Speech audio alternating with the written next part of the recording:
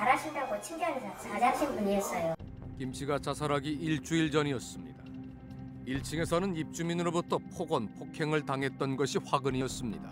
제가 볼 때는 조금 경비 아저씨는 무시하고 이런 언행을 한 것이 그게 사람 무시한 것이 잘못된 거잖아 이거지. 그 장면을 목격한 사람이 있습니다. 아저씨한테 손으로 처음에는 못 때리니까 배로 가만히 이렇게 치더라고요. 배로? 밀고 그래 하다가는 나중에는 그 아저씨한테 이제 한 멱살을 잡고 한테 이렇게 올려갖고 막 그러는 걸 내가 봤거든요. 때렸어요? 때리진 않았고 배를 하면서 경기실에 이렇게 막 끌고 가야 된다 해나? 67살 경비원 김 씨를 배로 밀치고 멱살을 잡았던 건 50대 주민이었습니다. 제가 그 검찰에서도 그렇게 이야기했는데 그 처음에 막 싸우다가 경비가 많은 거냐고 이런 것도 안 하고 많으냐고 막 이래 하니까 아저씨한테서 애들한테 집에 가라 조용히 하고 집에 가라고 막 그래 하더라고요. 입주민에게 경비가 뭐 하는 거냐는 핀잔을 듣고 멱살까지 잡힌 이유는 단순했습니다. 놀이터에서 아이들이 시끄럽게 떠들고 노는데 왜 경비원이 막지 않았냐는 겁니다. 놀이터가 있어가지고 애들이 그 학생들이 그 시끄럽게 하고 막 장난을 치고 놀다 보니까 집에서 시끄럽게 이제 하고 그걸 듣고 있다가 나와서 경비원한테 빨리 애들을 제대로 조치를 하지 않았다고 아마 질책을 한 그런 내용 중에 이제 그런 일이 벌어진 것 같습니다. 사건 이후 해당 주민도 그 아파트를 떠나 다른 곳으로 이사했습니다. 4년 전 그때를 그리고 경비원 김 씨를 그는 어떻게 기억하고 있을까? 경비는 경비답게 안 하고 그 아들 오가지고 30명 오가 있으니까 보내라 했는데 오라기도 부탁하라고 안 보내고 경비가 나간 사람 경비 엉덩이 치가고 경비 안 쓰고 바로 오는데 그렇고 여러 차례 민원을 넣었지만은 경비원이 나서서 해결하지 않았으니 화가 나는 게 당연하지 않냐는 겁니다. 아저씨는 잘못하신 게 없으신 거예요? 지나라 지금 내가 조금 더 누르치는 거는 그치 이유도 없고 내가 뭐 잘못했다고 내가 보겠어요. 경비원 김 씨의 유서엔 그날 그 주민이 한 말이 고스란히 적혀 있습니다. 정작 말을 한 주민은 제대로 기억도 못하는 얘기입니다. 모이는 많은 사람이 나거든 거 이제 뒤로 끌려다니면서 이제 그 주민도 많이 포진됐으니까 하니까 저 이제 억울해서 공통이 터지신 거죠. 상대방이 나한테 준 모멸감으로 인해서 내가 자살할 때는 일종의 이게 시위죠. 나를 이렇게 죽일 만큼 당신에 대해서 분노가 극도에 달했다 이렇게 이제 볼 수 있는 거죠. 그날 주민에게서 받은 모멸감은 한 남자의 삶을 완전히 꺾어놓고야 만 겁니다. 경비는 무슨 말이야? 무슨이니까 이 주민들한테는 시키는데도 구분구분 해야 된다 이거지. 그런 식으로 얘기했어요. 그렇지. 그게 얼마나 모욕적인 얘기야 그게. 모멸감이라는 것 또는 모욕이라는 것, 경멸이라는 것은 그 마음 그 전체를 다 파괴해버리는 그런 힘을 갖고 있습니다. 그거는 사람에게 가장 어떤 자기가 살아갈 이유의 핵심이 되는 거죠. 근데 그거를 파괴해버리는 거니까 이게 이제 무서운 감정이 되는 겁니다. 아파트 경비원으로 살아가는 것은 어떤 의미일까? 자신들 나름의 애환에 대해 경비원들은 목소리를 높입니다. 이 있는 순간에 인격이라는 것은 집에서 키우는 개만도 못해요. 지집에서 키우는 개만도 못. 경비 옷을 입는 순간. 순간이 끝나버려. 지금 사회 전반적 인식이 그렇게 돼 있습니다. 여기서 하이죠 뭐 하이. 현대판 노예 솔직한 말. 현대판 노예라고 보시면 돼요. 경비원들의 불만은 단단히 쌓여 있는 듯했습니다. 아파트 안에서 무슨 일이 벌어지고 있는지 경비원들의 얘기를 조금 더 들어볼까 합니다. 모든 마음을 버린 거죠. 쓸개를 버리고 다시 태어난 기분으로 산 거예요. 완전히 180도 달라져서 득도를 하면 득도. 보통 사람들은 견뎌내지를 못해요. 가죠. 그냥 그만두고 가는 사람들. 얘기를 하는 도중 주민이 다가옵니다. 가지고 예. 주민의 말에 경비원은 바삐 움직입니다. 나가야 할 차 앞을 갈아먹고 있는 다른 주민의 차를 옮겨줍니다. 골프나 이런 거 갔다 오면은 골프채 같은 거 현관까지 들여다 주는 거. 당연히 이제 그렇게 갖다 주는 걸로 생각하는 사람들이 있어서 안 갖다 주면 기분 나쁘게 생각하고 그런 사람들이 많이 있죠. 골프채를요? 골프채 같은 거. 무슨 이거 호텔도 아닌데. 이거 호텔도 정말. 네. 주민이 부르자 또 달려갑니다. 경비실에서 차 키를 가져옵니다. 차를 빼야 하는데 주변에 차가 가로막고 있다. 이럴 때 이 아파트에서는 차 주인이 아닌 경비원을 찾습니다. 주차를 해결하고 돌아옵니다. 이번엔 택배 기사입니다.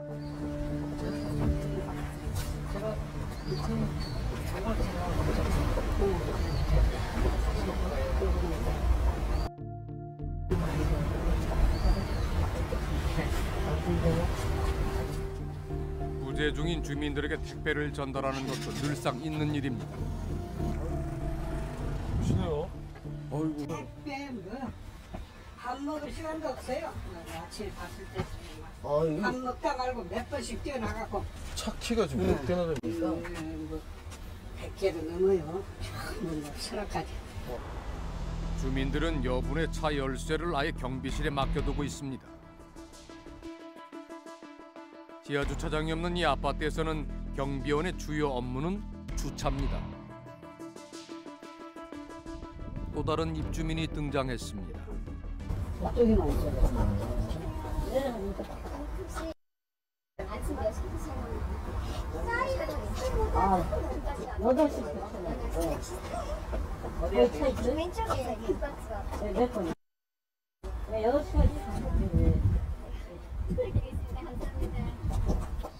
아파트 밖도로에 불법 주차한 자신의 차량을 단속 시간 전에 아파트 안으로 들여놔달라는 겁니다. 이곳에선 의뢰 경비원이 하는 일입니다. 업무에 한계가 없거든. 여기 보면 주차소가 90%거든, 사실. 그러면 우리가 그 경비원에 대한 분급을 받지, 주차는 이거는 사실 뭡니까? 기능직 아닙니까? 기능직 대우를 해줘야 되는 거예요. 지하 주차장이 없다 보니 퇴근 시간은 그야말로 전쟁터입니다. 이 무렵이면 경비원들은 아예 주차 요원으로 돌변합니다. 10년 무사고인데도 그 저 노원 자동차 학원에서요 하루에 그 3만 8천 원인가 해갖고 2시간씩 8만 원씩 해갖고 내가 6일을 투자를 했어요. 집값이 비싼 아파트 단지다 보니 외제차도 꽤 많습니다. 한 대 건너 하나씩 다 있어요. 보세요. 진짜 외제차가 더 많은 것 같네요. 여기는 외제차가 더 많아요. 내가 하루에 차 움직이는 게 돈의 수로 따지면 70억을 움직여. 하루에 70억 매일. 주차 공간이 좁다 보니 주민들이 주차할 때 주변을 살피는 것도 경비원의 역할입니다. 경비원들은 오늘도 자신의 연봉보다도 비싼 차들을 대신 주차해주고 있습니다. 주차 공간이 보이면 바로 차를 넣어야 다음 차가 들어올 수 있습니다. 익숙한 듯 좁은 공간에 주차를 끝냅니다. 하루에 한두 대도 아니고 워낙 여러 차량을 움직이다 보니 접촉사고는 나지 않는지 걱정입니다. 1,100몇십만 원까지 물어준 사람이 있어요.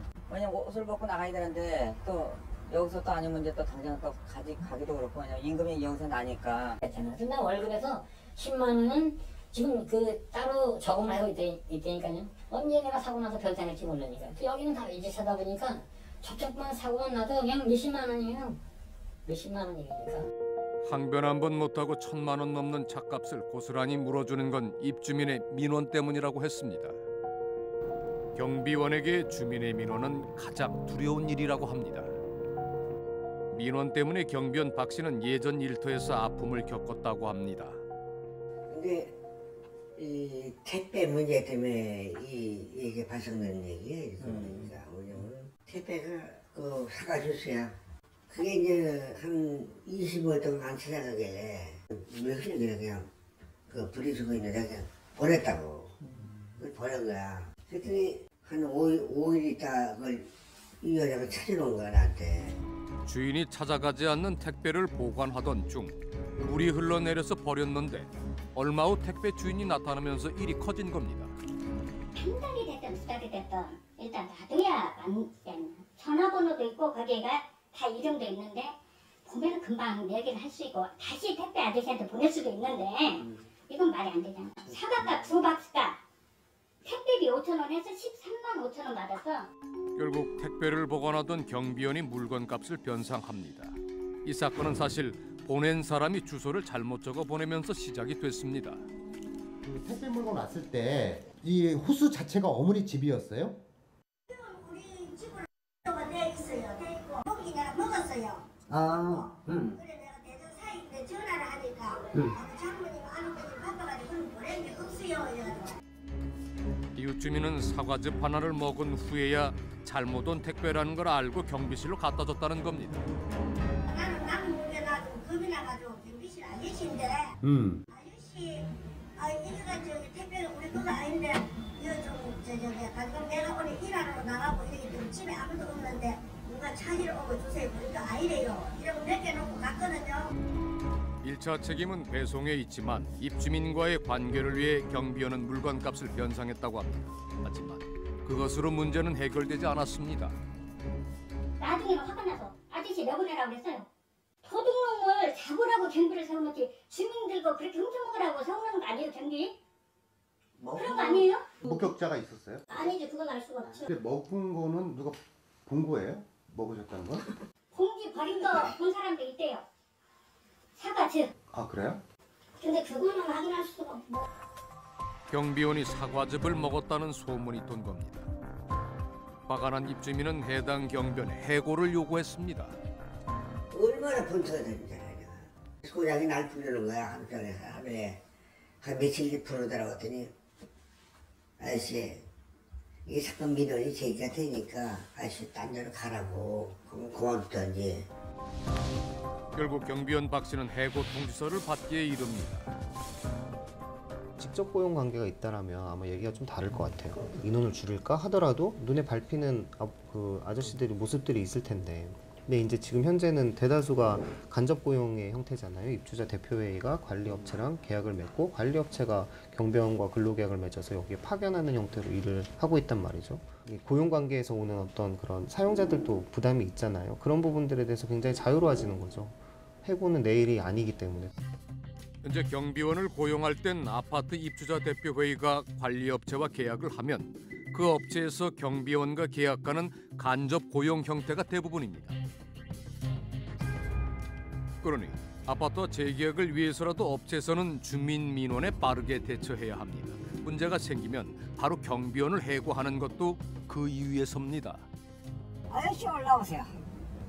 그래 올라가셨더니. 올라갔더니 이제 그런 상황이죠. 이거 쳐달라고요. 쓰레기요? 예. 그래서 처음에는 그냥 쳐줬고 두 번째는 이건 아닙니다. 제가 할 일 아닙니다. 그랬더니 그러겠죠. 그랬더니 이제 결국 총을 쫓겨난 거예요.